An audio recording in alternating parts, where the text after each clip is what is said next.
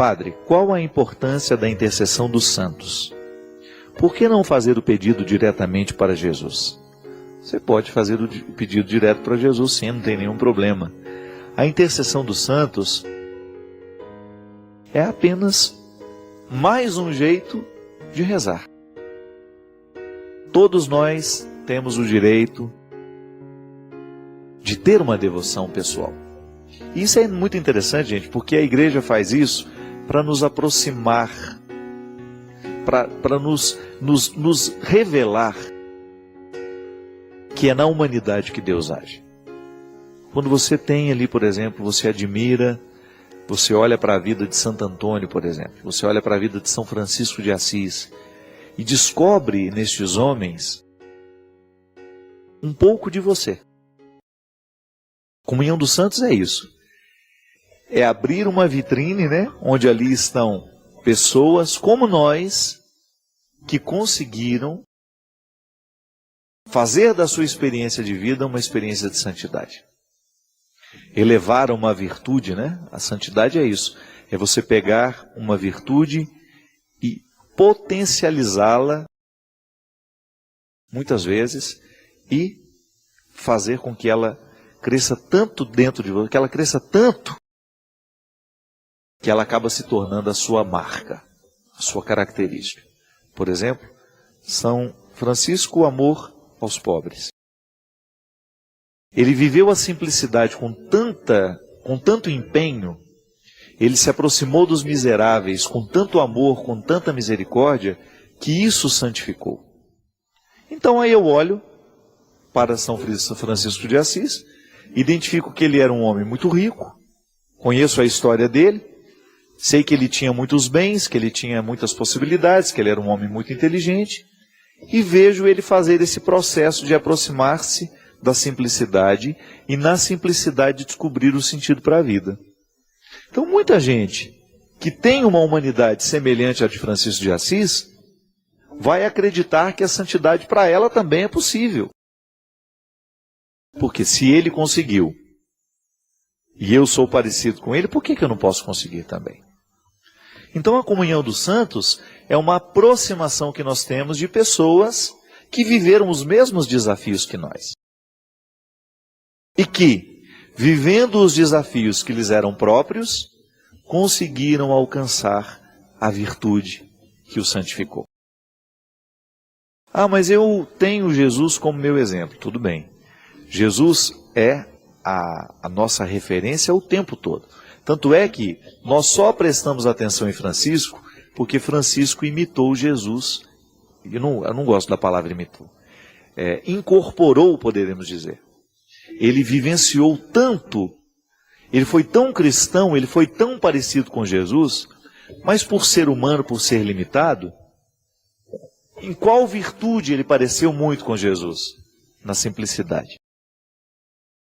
E aí você tem então a possibilidade de participar deste mesmo mistério.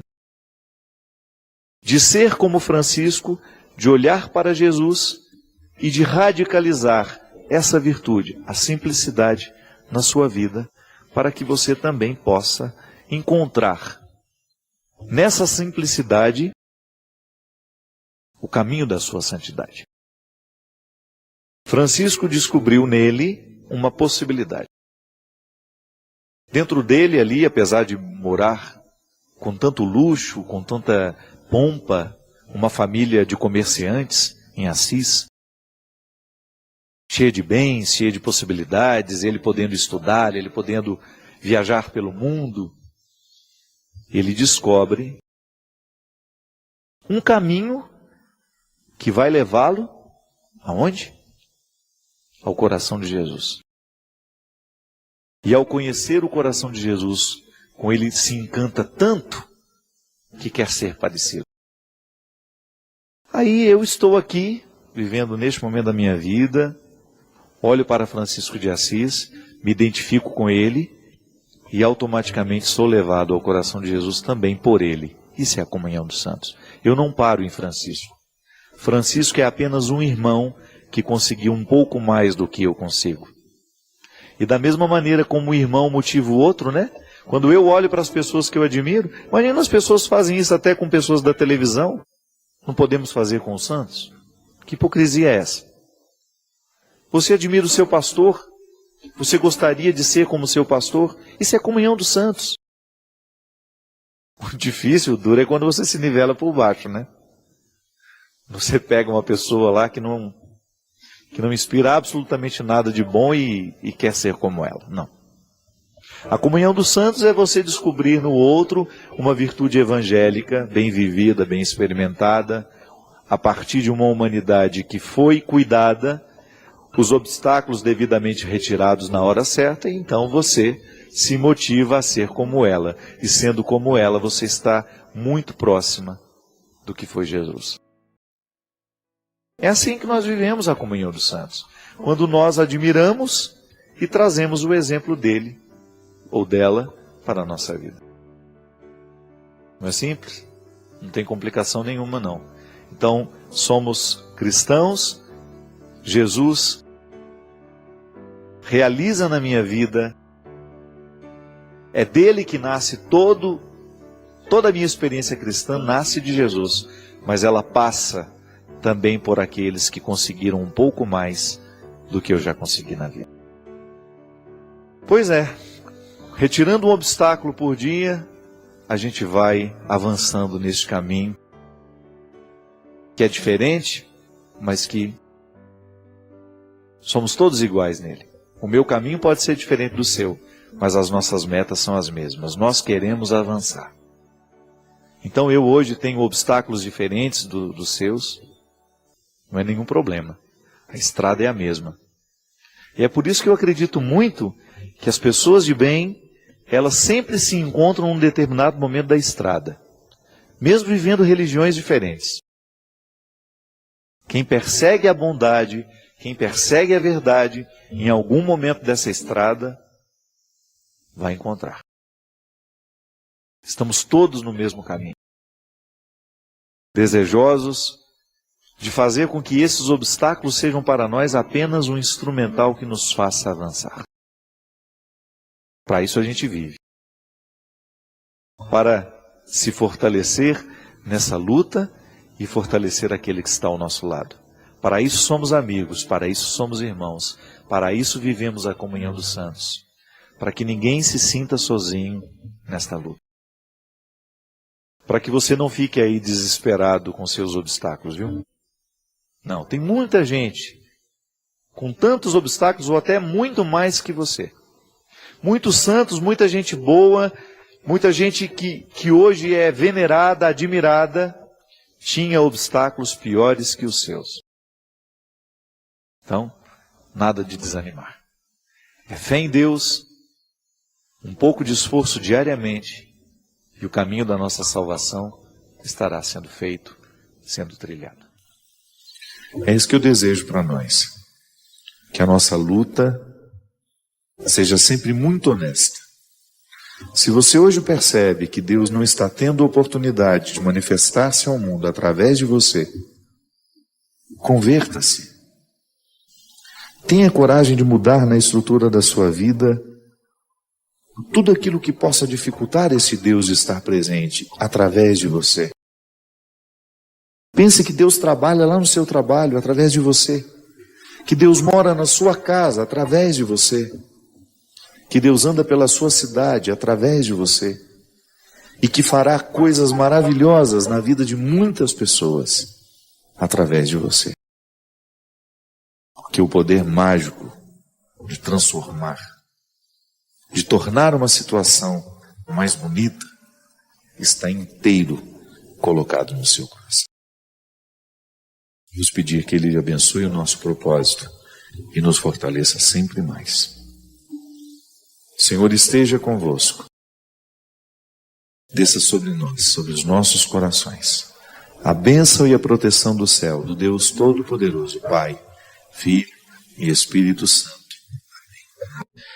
Padre Fábio, na oração do credo, antigamente os padres falavam que Cristo desceu ao inferno. Hoje se diz que ele desceu à mansão dos...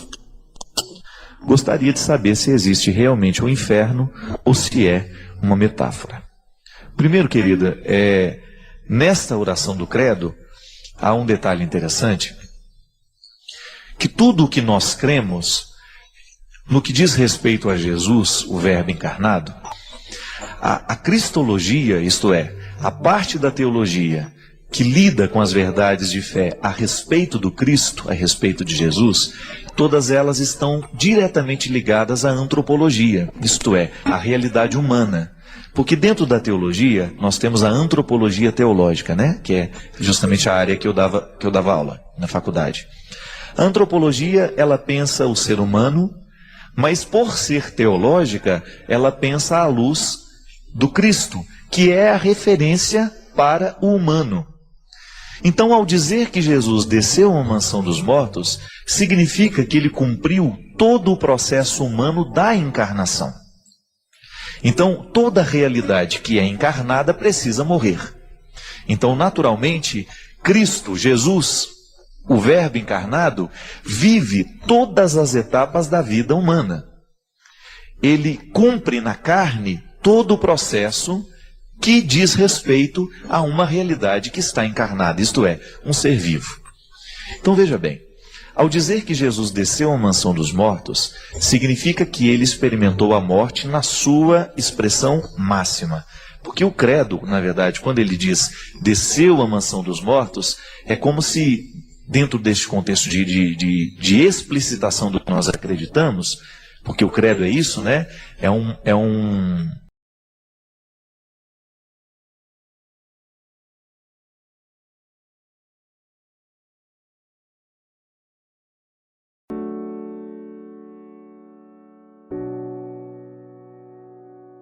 O que é a vida virtuosa?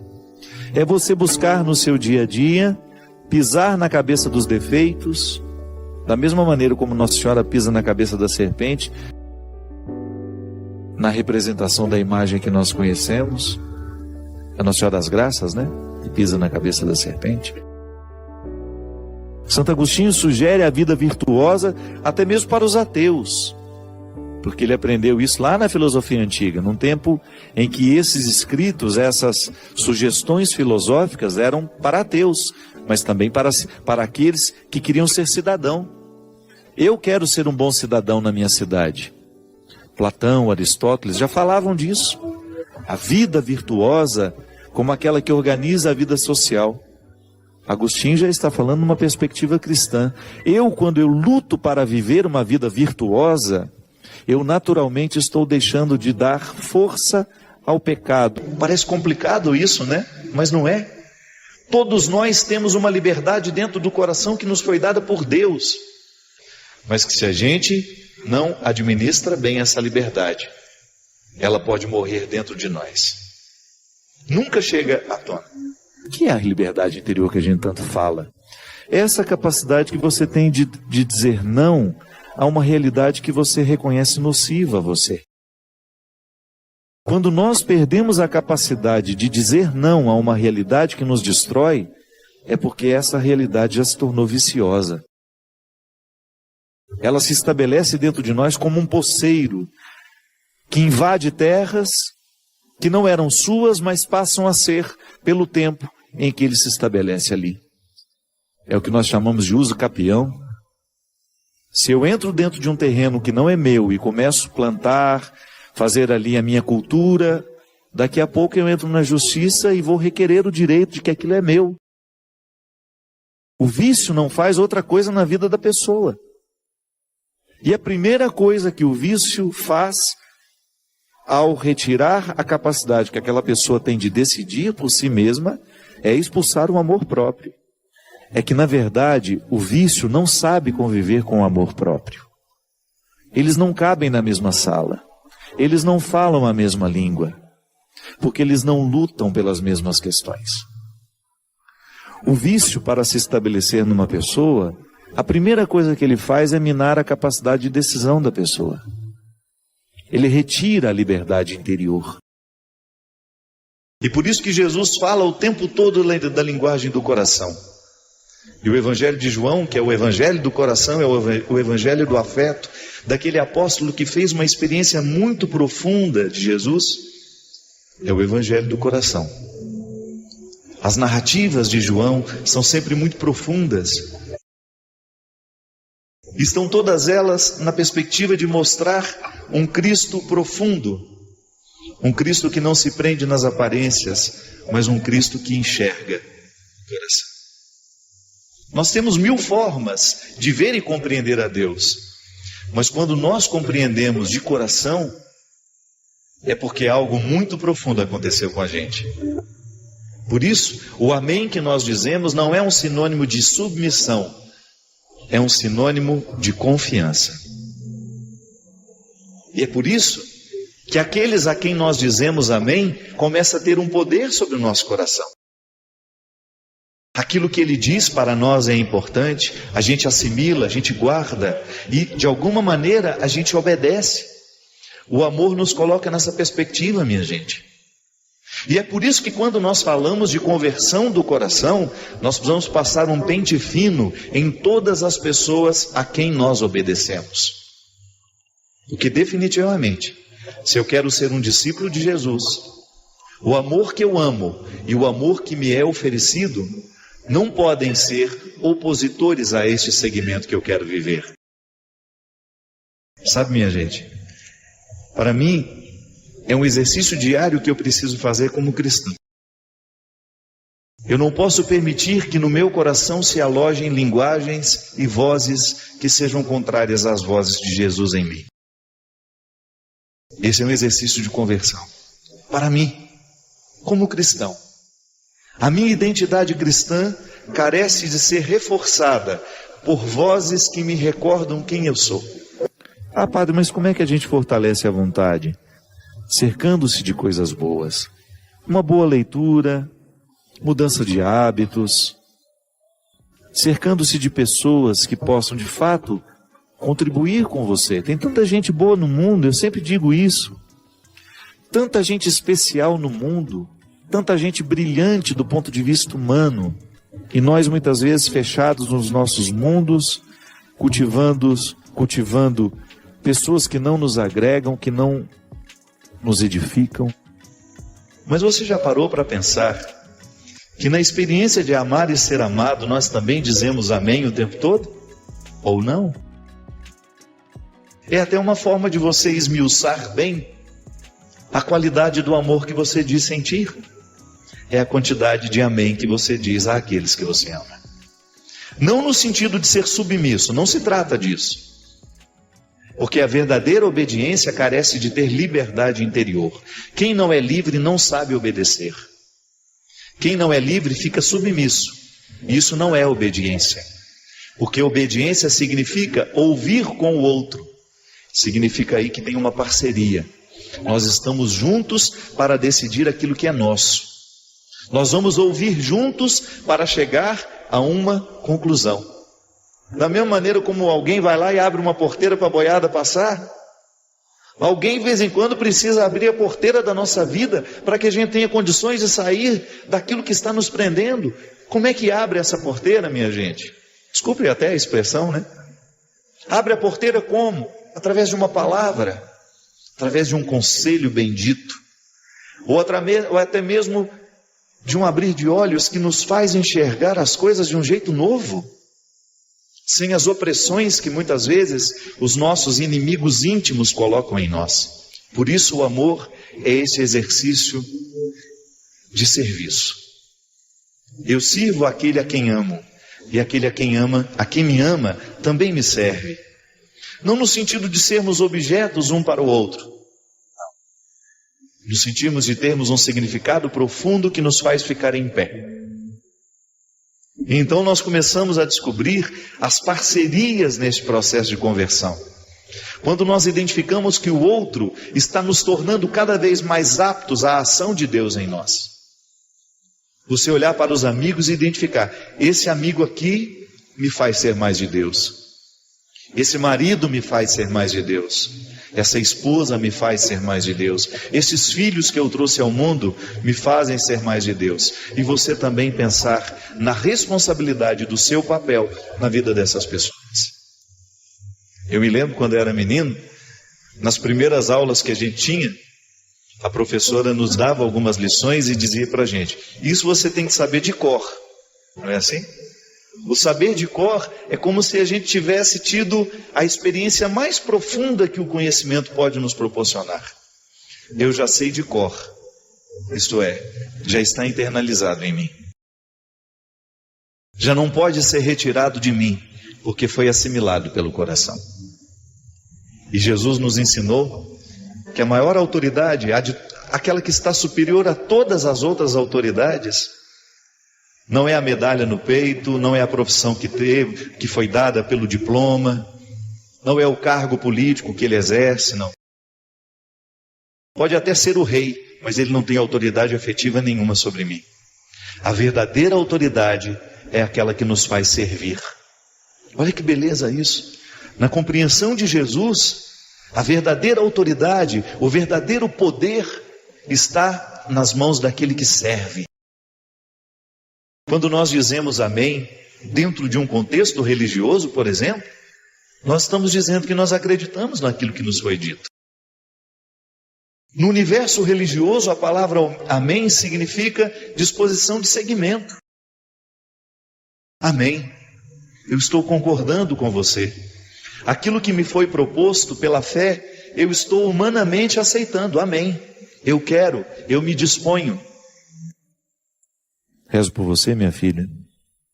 Quero que você tenha êxito, para que você tenha êxito na sua luta, para que você volte a se amar, que você redescubra o seu valor como pessoa e que você não se renda a tudo isso que está lhe destruindo. Não importa o momento da vida em que você se cansou. O que importa é que é sempre possível recomeçar. É necessário recomeçar. Recomeçar é dar uma nova chance a si mesmo. É renovar as esperanças na vida e, o mais importante, acreditar em você de novo. Sofreu muito nesse período? Chorou muito? Foi limpeza da alma. Ficou com raiva das pessoas? Foi para perdoá-las um dia. Sentiu-se só por diversas vezes? É porque fechaste a porta até para os anjos. Acreditou que tudo estava perdido? Era o início da tua melhora. Pois é, agora é hora de reiniciar, de pensar na luz, de encontrar prazer nas coisas simples de novo. Que tal um corte de cabelo arrojado, diferente? Um novo curso? Ou aquele velho desejo de aprender a pintar, desenhar, dominar o computador, ou qualquer outra coisa? Olha, quanto desafio! Olha quanta coisa nova nesse mundo de meu Deus te esperando. Tá te sentindo sozinho? Besteira? Tem tanta gente que você afastou com seu período de isolamento. Tem tanta gente esperando apenas um sorriso teu para chegar perto. Quando nos trancamos na tristeza, nem nós mesmos nos suportamos. Ficamos horríveis. O mau humor vai comendo o nosso fígado até a boca ficar amarga. Recomeçar. Hoje é um bom dia para começar novos desafios. Onde você quer chegar? Ir alto? Sonhe alto. Queira o melhor do melhor. Queira coisas boas para a vida. Pensando assim, trazemos para nós aquilo que desejamos. Se pensamos pequeno, coisas pequenas teremos. Já se desejamos fortemente o melhor e principalmente lutarmos pelo melhor, o melhor vai se instalar na nossa vida. E é hoje o dia da faxina mental. Joga fora tudo que te prende ao passado, ao mundinho de coisas tristes, fotos, peças de roupa, papel de bala, ingressos de cinema, bilhetes de viagens e toda aquela tranqueira que guardamos quando nos julgamos apaixonados. Jogue tudo fora, mas principalmente esvazie seu coração. Fique pronto para a vida, para encontrar de novo o amor. Lembre-se, somos apaixonáveis. Somos sempre capazes de amar e ser amados. Amar muitas vezes, muitas pessoas. Afinal de contas, nós somos o amor. Porque sou do tamanho daquilo que vejo, e não do tamanho da minha altura. Essa faxina que o escritor desconhecido nos propõe, com esse texto que se chama Recomeçar, serve para nós nesse momento em que, ao olharmos para a morte do outro, pensamos a nossa. Na filosofia a gente aprende que a única forma que a gente tem de experimentar a morte, antes de morrer, é claro, né? Porque a morte é o acontecimento que nós vamos, de fato, saber o que é morrer é no momento que a gente morre. Não há uma outra forma de experimentar a morte pessoal senão morrendo. Então, como isso vai ser o ato definitivo, eu antecipo essa experiência quando eu olho para aqueles que morrem ao meu lado. E de alguma forma nós nos olhamos naquelas pessoas que se foram. É uma maneira que eu tenho, que você tem, de olhar para a sua morte, é naquele que morre. É um impacto sobre nós. A morte dos outros nos impacta. E ao olhar, ao sentir esse impacto, é natural que você também passe a sua vida limpa. Que todos nós queremos ser felizes. Às vezes não somos felizes é por causa das escolhas erradas que a gente faz. E quando eu falo de felicidade, eu não estou falando de ausência de problemas. Essa é utópica, essa não existe. Eu estou falando da possibilidade de nós vivermos confortáveis em nós. De você olhar para a vida que você está vivendo e você ficar satisfeito com o resultado que você está tendo. Isso é possível. A nossa vocação é essa. Não é ter uma vida extraordinária. Porque às vezes a gente olha para as pessoas famosas, né? A gente fala, nossa, que vida extraordinária deve ter aquela pessoa. Nada. Os palcos não são eternos. Aquele astro do cinema que você vê brilhando na tela, olha o que aconteceu com ele. Um homem que ganhou Oscar, um homem que ganhou inúmeros prêmios ao longo da sua vida e de repente não consegue administrar a infelicidade do momento, ou não soube administrar o sair de cena, porque isso também é perigoso. Ninguém está livre de perder o sentido da vida. E eu particularmente penso que pode ser para mim e para você uma oportunidade de nós revermos o que estamos fazendo na nossa vida. Às vezes a gente corre demais, às vezes a gente se expõe a um contexto de tanta necessidade, que a gente acaba morrendo antes da hora. Talvez esteja numa época em que as pessoas precisarão simplificar as suas vidas. Que quanto mais a gente pode, mais complexo a gente fica. E quando somos muito complexos, a gente se perde no contexto das escolhas, a gente tem dificuldade de encontrar o que é essencial. Porque aquele que pode muito, ele corre o sério risco de não escolher o que ele realmente precisa. Porque entre aquilo que a gente pode e entre aquilo que a gente realmente precisa, há uma distância muito grande. São muitos os excessos que nós alimentamos como prioridade, como algo inadiável. Urgente é viver, minha gente. Urgente é voltar para casa, encontrar os filhos que a gente tem. Urgente é amar. E às vezes essa urgência, porque a gente quer chegar, nós somos capazes de parar hoje e esperar ali algumas horas, porque isso é urgente. Às vezes a gente confunde, né? Urgência não é você correr para chegar. A urgência é você querer chegar. Então, às vezes, porque eu quero realmente chegar, eu vou precisar dormir algumas horas para que eu tenha condições de chegar bem. Não me expor ao risco desnecessário, porque a vida já tem riscos demais. Aí por amor, como dizia o poeta, né? O escritor, o amor não desiste de nós. A gente pode até desistir dele, mas se tem uma coisa que você nunca vai perder na vida, é a insistência do amor por você. Ele quer abrigar o seu coração, porque nós somos feitos para isso. Pode observar, os momentos em que você mais foi feliz na vida foi o momento que você amou intensamente. Não foi o momento que você ganhou dinheiro, não foi o momento que você fez sucesso. Mesmo porque o dinheiro e o sucesso, essas coisas só têm sentido se você tem pessoas que te amam ao seu lado. Jesus já falava isso, que o dinheiro só tem sentido se for para gastar com as pessoas que nós amamos.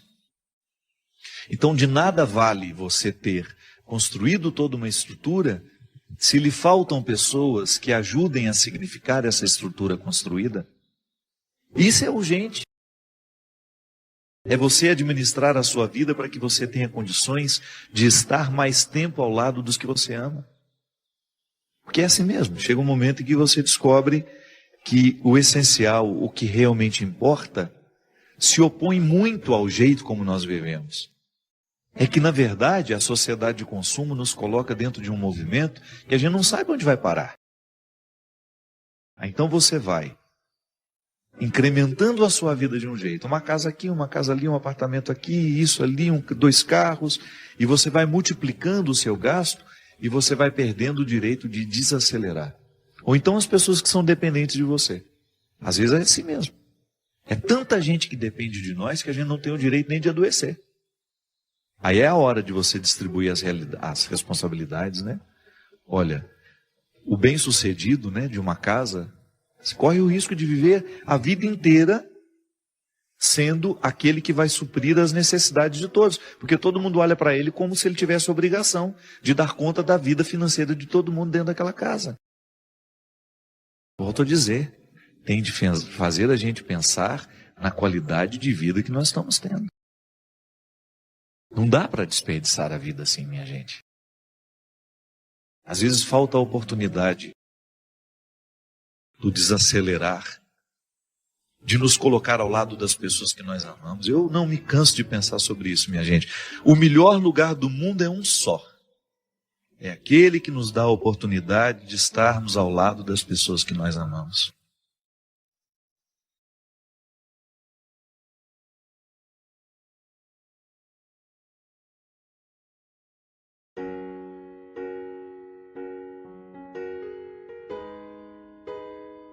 Ontem eu conversava isso com um amigo meu, ele estava dizendo para mim assim: padre, é verdade que nós trazemos os pecados dos nossos antepassados?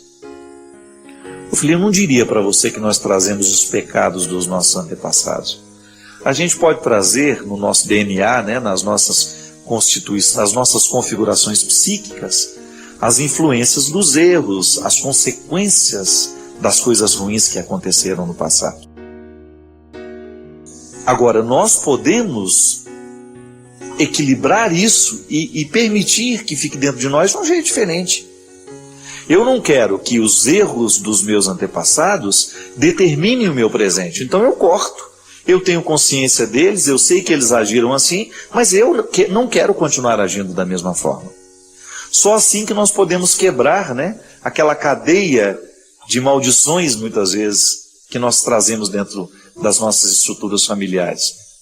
É quase que uma resposta natural da vida, né? Então a agressão que eu sofri, eu cometo contra alguém também. É uma maneira que eu tenho de fazer justiça, né?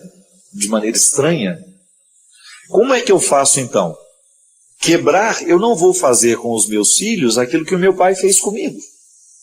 Esta é uma regra que você pode adotar. Então, se o seu pai cometeu erros com você, se ele foi muito duro com você, se você sabe que aquela atitude dele lhe causou mal, lhe fez muito mal, você vai tentar purificar aquela ação para que só extraia o valor dela. Então, ser rude é um valor? Às vezes é, mas você pode ser rude de outra forma. Você pode ser duro, né? Na educação com os filhos, você precisa ser muito duro. Muitas vezes, mas você não precisa ser agressor. A sua dureza na atitude, na exigência de atitudes, não precisa ser uma agressão à vida do seu filho. Então você vai purificando, você vai modificando, você vai acumulando, você vai exercendo a sabedoria que o acúmulo da história lhe trouxe. E aí você não envelhece, né? Você fica mais sábio. A gente fazer com que a nossa experiência pelo tempo possa ser sempre favorável na nossa atitude. A vida que a gente viveu não precisa nos condenar. Ainda que a gente tenha motivos de sobras para a gente querer se condenar. Porque pode ser que a gente tenha errado muito mais que acertou. Mas a gente não precisa fazer prevalecer os erros. Nós podemos muito bem selecionar isso, jogar fora o que não valeu a pena e dar um start de maneira diferente, né? Acolher esse novo tempo, essa nova oportunidade. Hoje, por exemplo, nós estamos tendo a graça de começar um novo tempo. Mas nós podemos viver essa dinâmica do ano novo todos os dias. Todos os dias você pode interpretar-se assim. Hoje eu estou apenas começando. Não tenho que morrer condenada por aquilo que eu não fiz de certo ou por aquilo que eu fiz de errado, né? Não preciso morrer me condenando pelo passado. Então eu assumo hoje a oportunidade de um novo tempo na minha vida. E aí o ano é novo de verdade. Não é só o calendário que muda, mas é a gente que muda também. Isso é muito importante. A gente mudar, a gente evoluir, a gente avançar, a gente purificar tudo aquilo que está dentro de nós, para que, ao purificar, o tempo se transforme em sabedoria. A idade se transforme em amadurecimento. Porque amadurecer é o grande objetivo de todo ser humano. Estar maduro significa estar mais coerente, estar mais inteiro, para que a gente possa viver a vida com um pouco mais de qualidade. Outras pessoas, Adriana, tão carregadas de fardos, que nem são delas, porque justamente faltou o discernimento de compreender o sentido das coisas. Porque às vezes quando você identifica o sentido de um fardo, você percebe que ele não faz sentido. Pode parecer um jogo de palavras, mas não é não. Você percebe, antes você achava que tinha sentido aquele fardo, de repente você descobre que não tinha sentido. Aí sim você está no verdadeiro sentido das coisas, que é quando você é capaz de abrir mão, de jogar fora. Gente, esse peso eu não quero levar mais embora comigo. Porque às vezes você que está em casa, você passa por um momento de dificuldade, e é sempre difícil mesmo a gente interpretar o que suportar a barra do momento. Eu gosto tanto daquela música do Gonzaguinha, um homem também chora, né? É triste ver esse homem, guerreiro, menino, com a carga do seu tempo por sobre os seus ombros. É isso mesmo. Nós levamos sobre os nossos ombros a carga do tempo, da família que a gente tem, das escolhas que a gente fez. E às vezes é muito difícil a gente dar sentido a todo o peso que a gente leva. Eu nunca me perco de vista, sabe? Eu tenho uma vida muito corrida, mas eu faço questão de levar na correria da minha vida a dinâmica da minha mudança. Eu estou em constante processo de mudança. Eu acredito muito nessa ação de Deus em mim. Eu tenho muitos defeitos, tenho consciência deles, mas você sabe, eu não desisto dessa possibilidade de ser um homem melhor. Isso para mim é uma meta. Sabe? Isso para mim é um desafio que eu não quero perder de vista. E eu me lembro que você passou acompanhando o seu processo até o Davi chegar. Foi uma longa luta, né? Muito. Você passou por um sofrimento terrível. E eu fico pensando o tanto que foi importante, agora depois de olhar para trás, aquele sofrimento todo preparando seu coração para você amar o Davi ainda com mais intensidade. Eu não sei se é possível, né? Medir a intensidade do amor, mas talvez com mais maturidade, você não acha? Mais maturidade, sem dúvida, sem dúvida. Tudo que eu vivi... Adriana, você perdeu, né, uma criança. Quantos meses, Adriana? 3 meses. Estava com 3 meses já, com toda uma expectativa. E né? a minha gravidez com o Davi também foi uma gravidez que ainda era de risco. Não, nós ficamos todo mundo apertando a barriga, né, com medo do Davi sair antes da hora. Eu fiquei os primeiros 3 meses assim... sofrido, eu não curtia os primeiros 3 meses de gravidez. De ansiedade. Eu tinha sinais de que eu estava, assim, como eu tive sinal do primeiro, eu tive sinal também com o Davi. Poderia perder também. Exatamente, então foi uma luta, mas valeu demais tudo, valeu a pena. Na nossa vida é assim, minha gente. O testemunho da Adriana, a mim, é muito precioso, porque é alguém de verdade como nós, como você, que também precisa dar conta das suas dificuldades, das suas lutas pessoais. Você que também tem que caminhar conviver com suas realidades mortas, né? Porque não é só um filho que morre. E no meu caso ainda foi mais complicado porque foi um aborto retido. Então eu fiquei 3 dias com meu filho morto. Então foram os 3 piores dias da minha vida.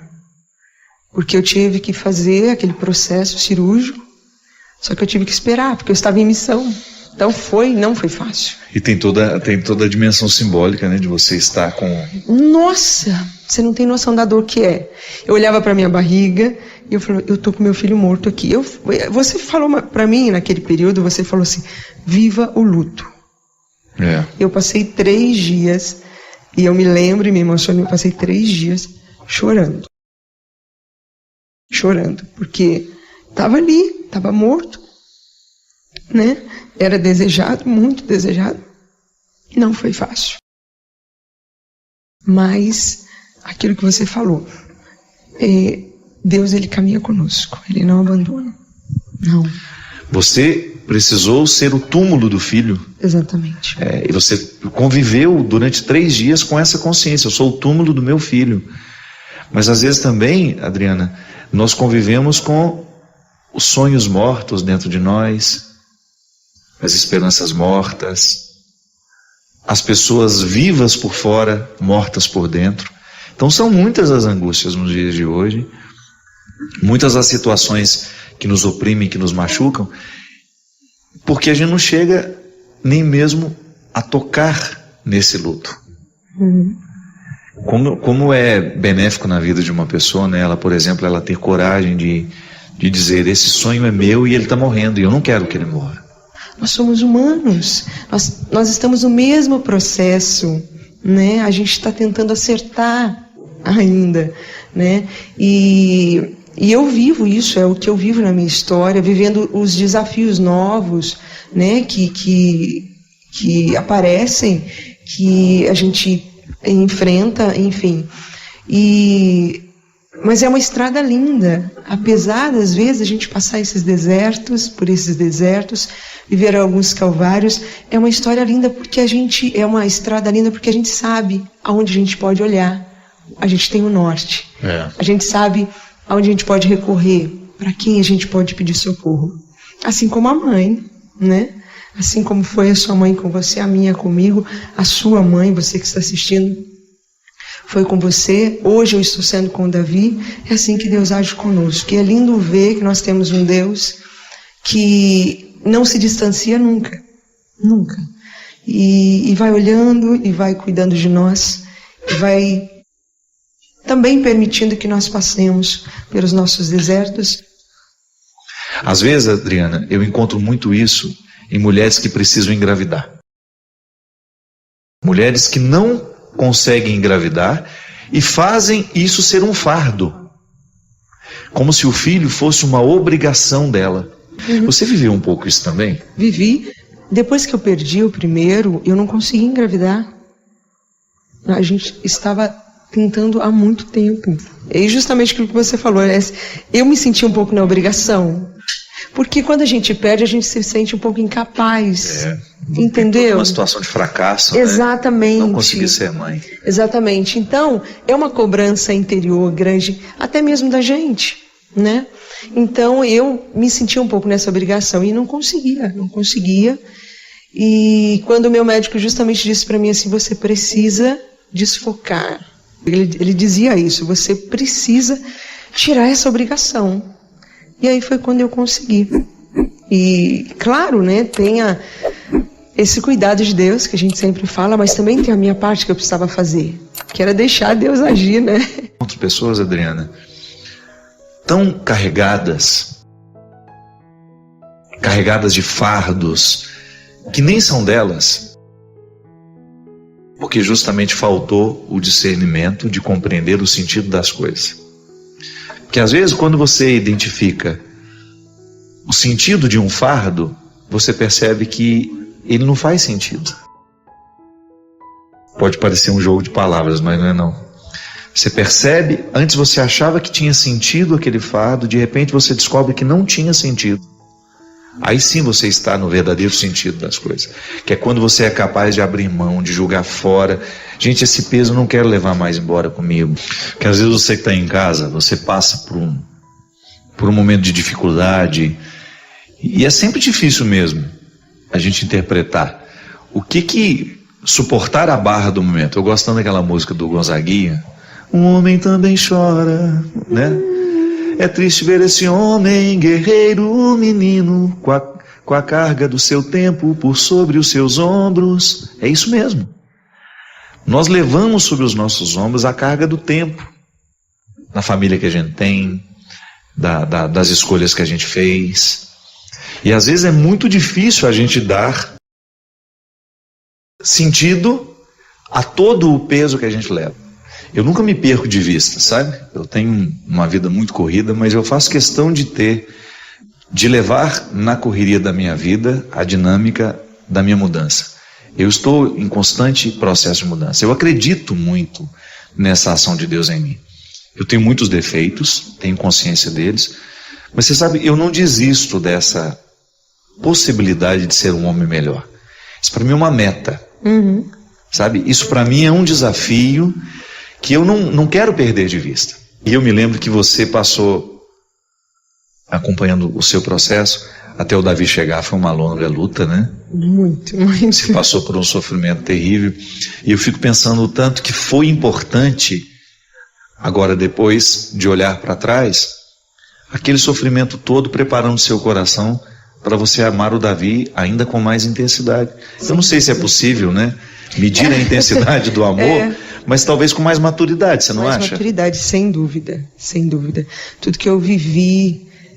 Adriana, você perdeu, né, uma criança. Quantos meses, Adriana? 3 meses. Está com 3 meses já, com toda uma expectativa. E a minha gravidez com o Davi também foi uma gravidez que ainda era de risco. Não, nós ficamos todo mundo apertando a barriga, né, com medo do Davi sair antes da hora. Eu fiquei os primeiros 3 meses assim, sofrido. Eu não curtia os primeiros 3 meses de gravidez. De ansiedade. Eu tinha sinais de que eu estava, assim, como eu tive sinal do primeiro, eu tive sinal também com o Davi. Poderia perder também. Exatamente. Então foi uma luta, mas valeu demais tudo, valeu a pena. Na nossa vida é assim, minha gente.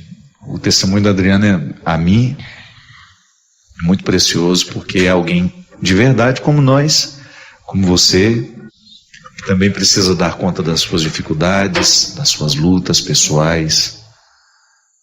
Você que também tem que caminhar conviver com suas realidades mortas, né? Porque não é só um filho que morre.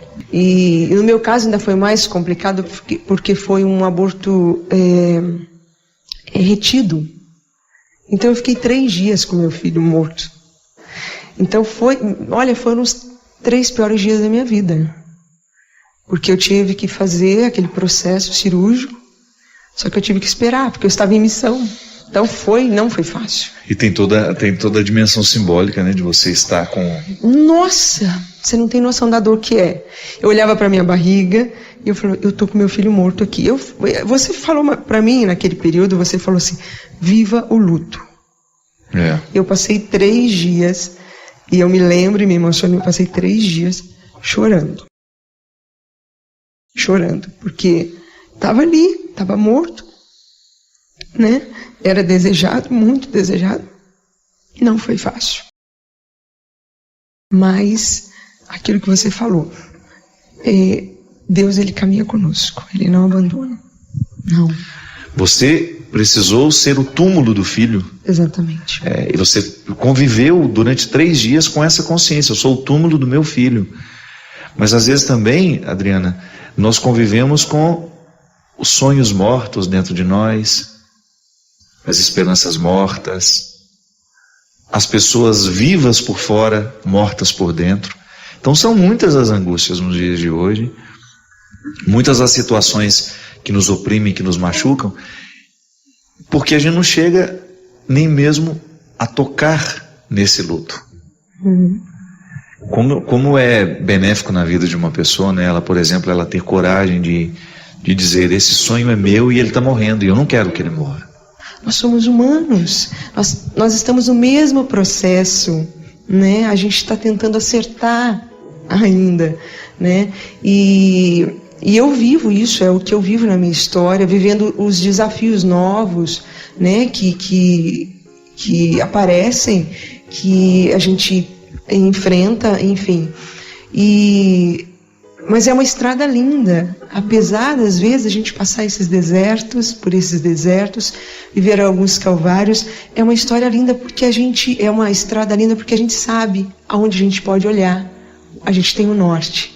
A gente sabe aonde a gente pode recorrer, para quem a gente pode pedir socorro. Assim como a mãe, né? Assim como foi a sua mãe com você, a minha comigo, a sua mãe, você que está assistindo, foi com você, hoje eu estou sendo com o Davi. É assim que Deus age conosco. E é lindo ver que nós temos um Deus que não se distancia nunca, nunca. E vai olhando e vai cuidando de nós, e vai também permitindo que nós passemos pelos nossos desertos. Às vezes, Adriana, eu encontro muito isso em mulheres que precisam engravidar. Mulheres que não conseguem engravidar e fazem isso ser um fardo, como se o filho fosse uma obrigação dela. Você viveu um pouco isso também? Vivi. Depois que eu perdi o primeiro, eu não consegui engravidar. A gente estava tentando há muito tempo. E justamente aquilo que você falou, eu me senti um pouco na obrigação. Porque quando a gente perde, a gente se sente um pouco incapaz. Entendeu? Uma situação de fracasso. Exatamente. Né? Não conseguir ser mãe. Exatamente. Então, é uma cobrança interior grande, até mesmo da gente, né? Então, eu me sentia um pouco nessa obrigação e não conseguia. E quando o meu médico justamente disse para mim assim, você precisa desfocar. Ele dizia isso, você precisa tirar essa obrigação. E aí foi quando eu consegui. E, claro, né, tem esse cuidado de Deus, que a gente sempre fala, mas também tem a minha parte que eu precisava fazer, que era deixar Deus agir, né?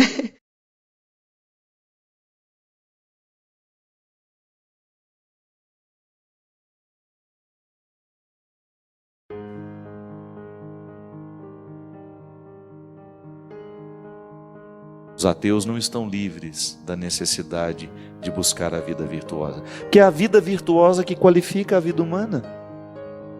Eu, se sou virtuoso, meu vizinho agradece. Eu respeito as regras, eu não ponho fogo. Eu respeito o silêncio. Porque nesse tempo de queimadas agora, os nossos vizinhos vão lá, põem fogo numa coisinha, aquilo vira um fogaréu, o nosso ar já não está bom, pioramos ainda mais, porque a gente não é capaz de respeitar uma regra da boa vizinhança. O outro vai, põe uma música o dia inteiro e acha que está todo mundo festejando igual ele.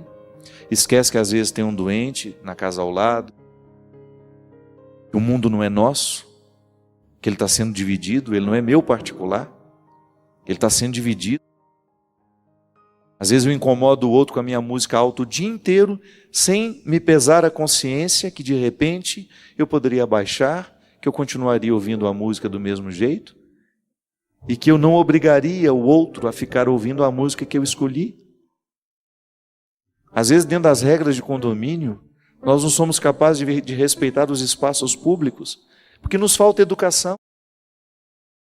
Às vezes a gente acha que nós estamos precisando, o povo está tão sem Deus, não, o povo está sem educação. Está faltando valor fundamental na sociedade. Nós estamos deselegantes, cada vez mais deselegantes. Entrando nos territórios que não são nossos, falando coisas que não são nossas, dando palpite em situações que nós não fomos convidados. Estamos deselegantes. Estamos entrando na casa do outro como se isso fosse normal.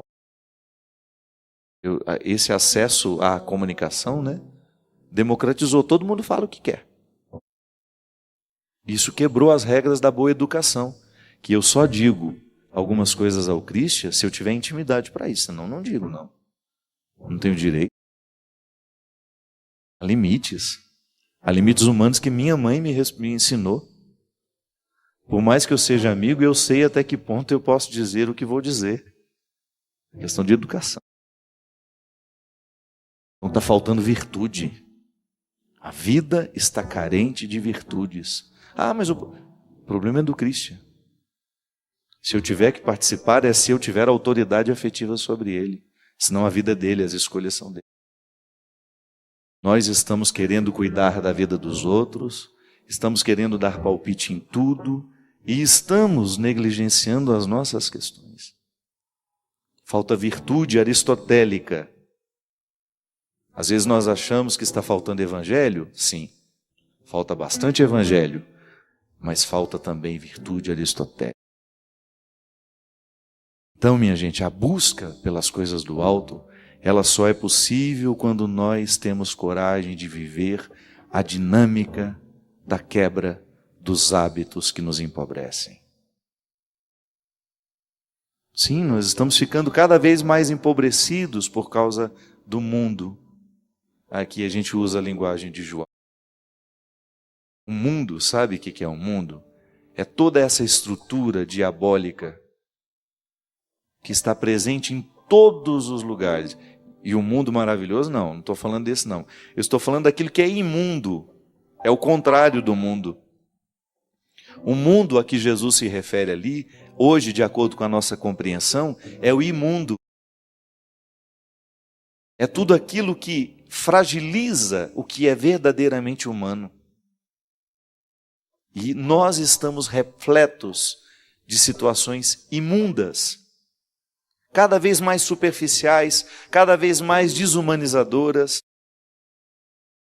E essa onda de desumanização, que envolve a todos nós, é um problema que nos diz respeito em particular. O tanto que esse mundo está tendo espaço para crescer em mim e através de mim. Numa fofoca que eu alimento, num comentário maldoso que eu insinuo, que eu faço, ou até mesmo num olhar que eu posso oferecer ao outro, expulsando, tirando dele todo o amor próprio. Sim, porque às vezes nós fazemos isso uns com os outros. Nós somos cruéis. Ou então, no simples fato de esquecer que eu estou num mundo que precisa da minha elegância, precisa da minha discrição, que precisa da minha sobriedade, que às vezes precisa da minha palavra, mas também precisa do meu. Nós vamos para um rápido intervalo e a gente volta já já com o programa Direção Espiritual. Estamos de volta com o programa Direção Espiritual. Cristian cochilando? Não. Não? Gente, eu gostaria de convidar, no próximo sábado, dia 6, eu estarei em Ribeirão Preto, voltar mais uma vez a essa cidade que me recebe tão bem, com tanto carinho. No dia 11 de agosto, estarei em Colatina, no dia 12 em Vila Velha, no dia 13 em Brasília, no dia 14 em Cuiabá, no dia 15,